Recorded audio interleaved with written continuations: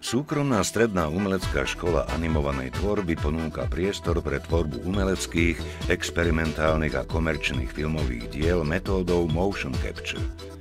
Systém 20 kamier s vysokým rozlíšením 1024x1024 pixelov, ktorý zachytáva pohyb reflexných bodov v priestore až do rýchlosti 200 obrázkov za sekundu.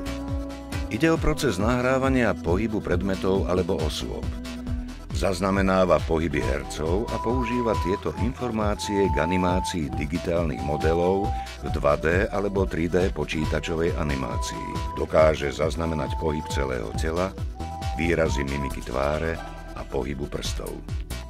Motion capture ponúka niekoľko výhod oproti tradičnej animácii. Výsledky získavame v reálnom čase, umožňuje previesť mnoho testov, znižuje náklady na realizáciu animácie, využíva komplexný pohyb a realistické fyzikálne interakcie, ktoré sú zaznamenané fyzicky presne. Svetové produkcie filmov používajú motion capture na zachytenie pohybu jednotlivých hercov v reálnom alebo počítačovo vytvorenom prostredí.